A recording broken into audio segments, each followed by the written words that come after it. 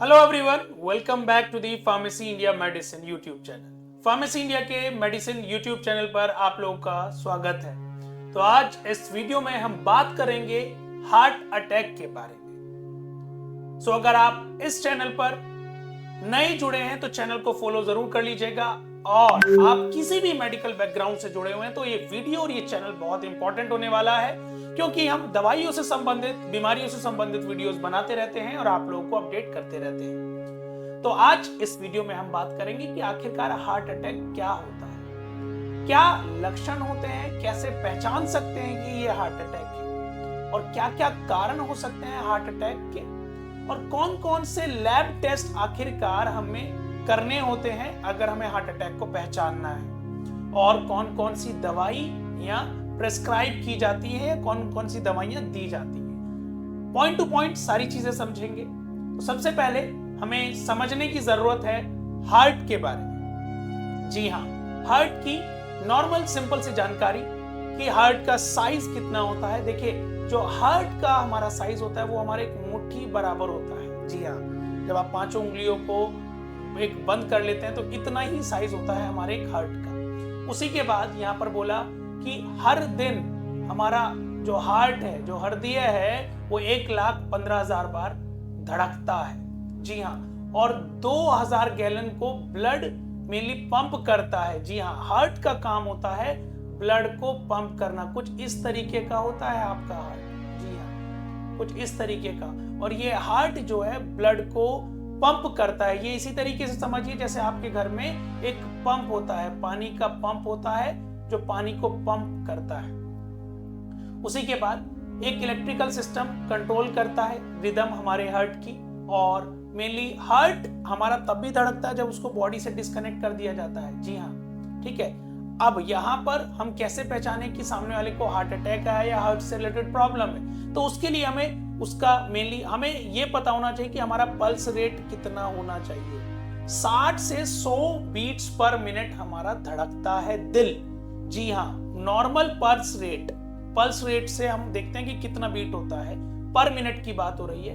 अगर ये ज्यादा है, मतलब 150 है, 200 है, तो इसका मतलब कुछ हार्ट से संबंधित दिक्कत है।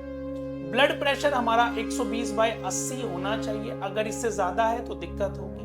अगर हमारा हार्ट बहुत स्पीड से, नॉर्मल पल्स रेट से धड़क रहा है, तेजी से, तो उसको कहते हैं टैकीकार्डिया। जी हाँ, टैकीकार्डिया। अगर नॉर्मल पेस से कम धड़क रहा है तो उसको बोला जाता है ब्रेडीकार्डिया। जी हाँ, नॉर्मल रिदम से कम धड़क रहा है तो उसको कहा जाता है ब्रेडीकार्डिया। ये दोनों कंडीशंस के नाम हैं। अब चलिए जानते हैं कि आखिरकार हार्ट अटैक क्या होता है।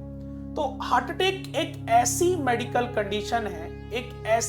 कंडीशन है जहां पर हमारा जो ब्लड है, फ्लो ऑफ ब्लड है, वो रुक जाता है। यस, और इसी की वजह से मोस्टली केसेस में इंसान या पेशेंट मर जाता है due to the heart attack. अब ये आया क्यों?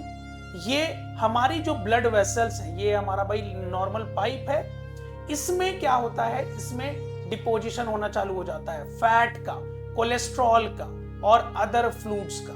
यस, अब नॉर्मल जैसे यहां से ब्लड पास हो रहा है, तो अभी इस केस में रुकावट आ गई है, तो यहां पर जाहिर सी बात है हमारा ब्लड प्रेशर बढ़ेगा।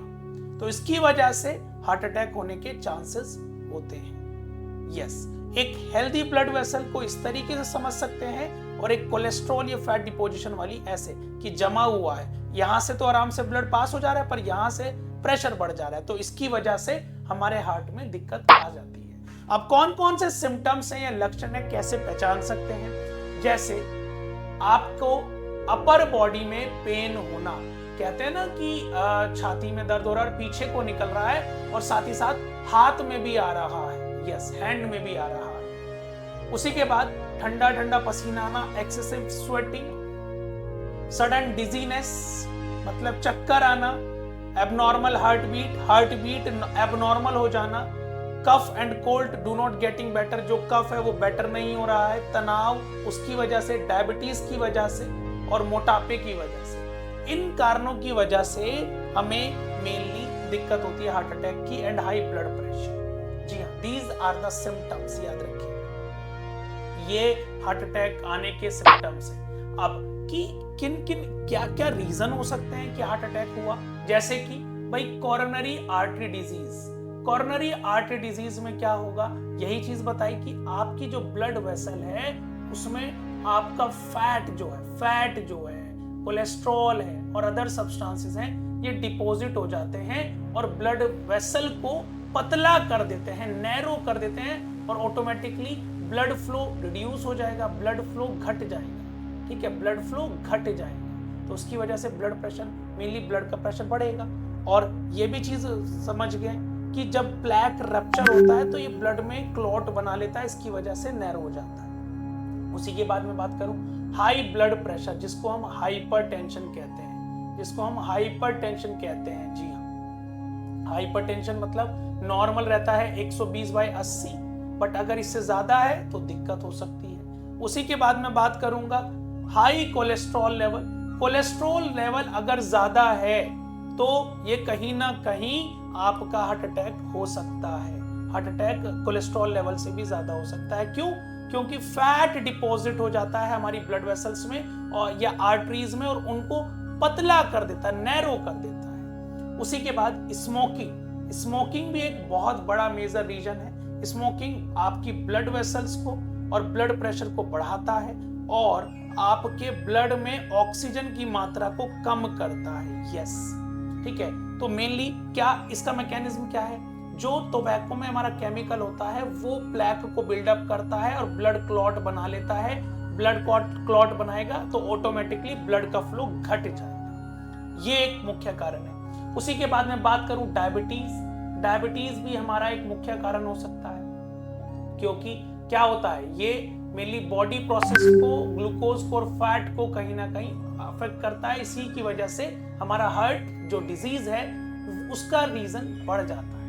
यस, क्योंकि ब्लड वेसल्स को डैमेज करता है। अगर आपका ब्लड शुगर लेवल ज्यादा है तो ये आपके ब्लड वेसल को डैमेज करेगा और आप जो मेनली हार्ट को क्या करते हैं, कंट्रोल करते हैं, और उसी की वजह से हमारा हार्ट अटैक का रिस्क बढ़ जाता है। वहीं पर ओबेसिटी का मतलब एक्स्ट्रा वेट या मोटापा, इसकी वजह से हमें हाई ब्लड प्रेशर, डायबिटीज या कोलेस्ट्रॉल लेवल होने के चांसेस ज्यादा होते हैं। वो क्यों? क्योंकि मेनली ओबेसिटी जो है वो आपकी बॉडी में इन्फ्लामेशन कोज करती है और इंसुलिन रेजिस्टेंस करती है, जहां पर चांसेस बढ़ जाते हैं कि हार्ट अटैक हो सकता है। नेक्स्ट है फिजिकल इनएक्टिविटी, मतलब एक्सरसाइज ना करना। जी हाँ, ये भी मुख्य कारण है। आजकल आपने देखा होगा कि एक्सरसाइज नहीं करते हैं लोग और मोटापे की वजह से अपना मोटापा बढ़ाते रहते हैं, उसकी वजह से उनको क्या होता है, हार्ट अटैक के चांसेस बढ़ जाते हैं। तो मेनली सिंपल सी बात है, फिजिकल एक्टिविटी बहुत जरूरी है और ये आपका रिड्यूस कर देता है हार्ट अटैक को। ठीक है। उसी के बाद नेक्स्ट है अनहेल्दी डाइट। आजकल बहुत जंक फूड चल रहा है। Junk food in the sense, बाहर आप मोमोज खा रहे हैं, तला हुआ खा रहे हैं, वो किस तरह का ऑयल यूज कर रहे हैं नहीं पता, तो उसी को बोला गया, बार बार तेल में तलने वाले को सैचुरेटेड फैट या ट्रांस फैट कहा जाता है। सॉल्ट, शुगर, ये भी आपका कोलेस्ट्रॉल को बढ़ाने में, मेनली कोलेस्ट्रॉल बढ़ाते हैं, हाइपरटेंशन और ओबेसिटी, इसी की वजह से कहीं ना कहीं हमारे रिस्क बढ़ जाते हैं हार्ट अटैक के। उसी के बाद लास्ट है जो कि बहुत कॉमन देखा गया है, स्ट्रेस। जी हाँ, स्ट्रेस भी हार्ट डिजीज को पैदा करता है। यस, अनहेल्दी हैबिट्स जैसे कि स्मोकिंग, ओवर ईटिंग, जी हाँ, स्ट्रेस करता है आपके हार्मोन्स को ट्रिगर और उसी की वजह से आपका ब्लड प्रेशर और हार्ट रेट इंक्रीज होता है। सो सिंपल सी बात है, these are the main reasons जिसकी वजह से हार्ट अटैक होने के चांसेस रहते हैं। अब बात आती है कि लैब टेस्ट कौन कौन से कराने चाहिए कि हम पहचान सकें। सबसे पहला टेस्ट है ब्लड टेस्ट। जी हाँ, ब्लड टेस्ट। अगर हमारे ब्लड में ट्रोपोनिन की मात्रा आई है, ट्रोपोनिन की मात्रा है, तो कहीं ना कहीं हमें बता देगा कि आपको हार्ट अटैक के चांसेस हैं या आपको हार्ट अटैक हुआ है। ठीक है। The damage to heart muscles जैसे ही डैमेज होंगे तो आपका ब्लड में ट्रोपोनिन रिलीज होगा और इसकी वजह से हमें पता लगेगा कि हाँ हार्ट अटैक है। उसी के बाद नेक्स्ट है जो कि बहुत कॉमन है, इलेक्ट्रोकार्डियोग्राम, जिसको ईकेजी और ईसीजी कहते हैं। अब जैसे दिस इज द पहला, ये आपने देखा होगा इमरजेंसी में जैसे हार्ट अटैक होता है तो ये सबसे पहला टेस्ट है जो कि हॉस्पिटल वाले करते हैं। क्यों? क्योंकि आपकी जो हार्ट है, जो आपका दिल है, इसकी रिदम को चेक करने के लिए कि ये प्रॉपर बीट कर रहा है कि नहीं। ठीक है, वो देखते हैं ना आप, रिदम मेनली इस तरीके से, इस तरीके से, इस तरीके से, इस तरीके से, इस तरीके से, वही ईसीजी कहा जाता है। यस, और वो मेनली क्या बताता है कि आपके हार्ट में कोई इंजरी तो नहीं हुई है, तो ये सब चीज बताता है। उसी के बाद इलेक्ट्रोकार्डियोग्राम, ईसीजी या इको मैं कह देता हूं, इको। इको क्या करता है? Echo it's an a kind of, इसमें हम साउंड वेव्स का इस्तेमाल करते हैं और ये हमारे हार्ट का इनसाइड का, मतलब अंदर का और बाहर का पिक्चर जनरेट करती है कि हमारा जो वॉल्व्स हैं, जो हमारी ये वॉल्व्स हैं, जो ये वॉल्व्स हैं, ये प्रॉपर मेनली स्क्वीज कर रही हैं, अच्छे से काम कर रही है कि नहीं, वर्किंग देखने के लिए। कोरोनरी नेक्स्ट है, कोरोनरी एंजियोग्राम और heart catheterization. It's an a kind of, ये एक तरह का एक्सरे है कॉन्ट्रास्ट डाई में, जो कि शो करता है आपकी ब्लड वेसल्स को कि ये प्रॉपर काम कर रहे हैं या इसमें कोई ब्लॉकेज तो नहीं है, ये आपका बताता है एक्सरे। उसी के बाद नेक्स्ट है हार्ट कंप्यूटेड टोमोग्राफी, जिसको हम आम भाषा में कहते हैं सीटी स्कैन। जी हाँ, सीटी स्कैन। और ये इसमें क्या करते हैं, ये एक मेनली प्रॉपर हार्ट का स्कैन करते हैं और ब्लड वेसल्स को स्कैन करते हैं कि कहीं हमारी जो ब्लड वेसल्स हैं या आर्टरीज हैं जो ऐसी हैं वो कम नैरो तो नहीं होगी, मतलब पाइप थोड़ा सा बिछ तो नहीं गया, नैरो तो नहीं हो गई है या कट हार्ड हो गई है, ये सब चीज सीटी स्कैन करता है। उसके बाद है नेक्स्ट हार्ट मैग्नेटिक रेजोनेंस। इसमें क्या होता है, इसमें एक इमेज बनती है, जैसा कि नाम बोल रहे हैं MRI। जी हाँ, इसमें क्या किया जाता है, इस टेस्ट में हम मैग्नेटिक फील्ड की मदद से एक इमेज लेते हैं, इमेज कन्वर्ट होती है हमारे हार्ट की और ये बताता है कि आपकी जो आर्टरीज हैं, आर्टरीज में से जो ब्लड है वो प्रॉपर फ्लो हो रहा है कि नहीं हो रहा है, या आर्टरीज में कोई दिक्कत है, ये MRI की मदद से हम पता कर लेते हैं। उसी के बाद exercise stress test. Exercise stress test में क्या होता है, यहां पर जैसा कि इसमें पर्सन को एक आप कह लीजिए कि उस पे जो जिम में जिसमें हम रनिंग करते हैं उस पे भगाया जाता है, ट्रेडमिल पर भगाया जाता है। ठीक है, और हम फिर उस समय पे ईसीजी और इकोकार्डियोग्राम और न्यूक्लियर स्कैन चेक करते हैं कि जब आप एक्सरसाइज करते हैं तो आपका हार्ट किस तरीके से काम कर रहा है, कि कोई दिक्कत तो नहीं आ रही है ब्लड फ्लो में, कि आपका जो हार्ट है वो प्रॉपर ब्लड फ्लो को रिसीव कर रहा है, मतलब उसको मिल भी पा रहा है कि नहीं मिल पा रहा है। उसी के बाद आता है न्यूक्लियर हार्ट स्कैन। इसमें क्या बताता है, इसमें सिंपल सी बात है, इसमें रेडियो एक्टिव डाई हमारे ब्लड में इंजेक्ट की जाती है और हम मेनली कंप्यूटेड टोमोग्राफी की मदद से हम ये चेक करते हैं कि हमारा कोई ब्लड वेसल या हार्ट में इंजरी तो नहीं है, याद रखिएगा। ठीक है, so these are the chemical test, ये हमारे केमिकल टेस्ट है भाई। उसी के बाद कौन कौन सी मेडिसिन हम इस्तेमाल कर सकते हैं, जैसे कि कार्डियक ग्लाइकोसाइड हम इस्तेमाल करते हैं। जी हाँ, ये हार्ट फेलियर और इरेगुलर हार्ट बीट जब हो तब दी जाती है। हार्ट पंपिंग जब प्रॉपर, मतलब हार्ट पंपिंग ज्यादा हो रही है तो तब यूज करते हैं, डिजॉक्सिन के नाम से मिलता है।